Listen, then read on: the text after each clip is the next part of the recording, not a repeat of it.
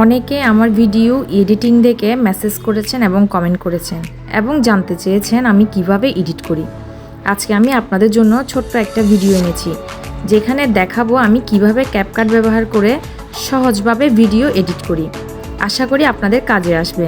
আর নতুন যারা শিখতে চাইছেন তাদের জন্য এটা হতে পারে একটা সহজ শুরু। আমি এখন ক্যাপকাটে গিয়ে আমি যেই ভিডিওগুলা এডিট করব ওই ভিডিওগুলো সিলেক্ট করব। দেখতে পাচ্ছেন আমি ভিডিওগুলো সিলেক্ট করে নিচ্ছি।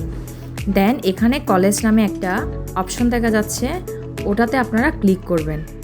এই যে কলেজ অপশনে ক্লিক করার পর এটা একটা লেআউট তৈরি হয়েছে। আপনারা যদি 3টা ভিডিও এডিট করেন তাহলে 3 লেআউটের একটা ভিডিও আসবে। এখন আমি 4 লেআউটের একটা ভিডিও এডিট করছি। এখন আমি এডিট মোডে চলে যাব। এডিট মোডে চলে গেলে দেখতে পাবেন সেখানে কিছু ওভারলে সিস্টেম একসাথে ভিডিওগুলো চলে এসেছে। ওখানে ক্লিক করলে আপনি আলাদা আলাদা ভিডিওগুলো পেয়ে যাবেন।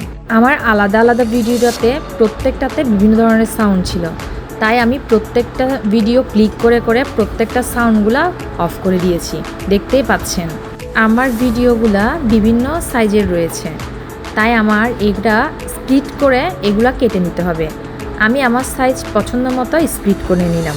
দেখতে পাচ্ছেন স্প্লিটটা প্রত্যেকটা ভিডিও ক্লিক করে আপনি স্প্লিটে ক্লিক করলেই ওটি আলাদা করে কাট হয়ে যাবে। এই যে তৈরি হয়ে গেল আমার 4টা ভিডিও একসাথে লেয়ার করা। দেখতে পাচ্ছেন এখন আপনি আপনার মতো টেক্সট ইউজ করতে পারেন, আপনার মতো অডিও ইউজ করতে পারেন, আপনার মতো এফেক্ট ইউজ করতে পারেন। এখন আমি আমার মতো একটা অডিও সেট করে নিলাম। দেখতে পাচ্ছেন এখন অডিওটা বড় হওয়ার কারণে আমি অডিও বরাবর কাট করে নিয়ে নিলাম। এই যে তৈরি হয়ে গেল আমার ভিডিওটা। অনেকেই এই ভিডিওটার মধ্যে কারো যদি প্রশ্ন থাকে অবশ্যই কমেন্ট বক্সে জানাবেন। ভিডিওটা ভালো লাগলে একটা রিঅ্যাক্ট কমেন্ট করবেন, আর যদি চান পরের বার আরও বিস্তারিত শিখিয়ে দিব ইনশাআল্লাহ। আল্লাহ হাফেজ।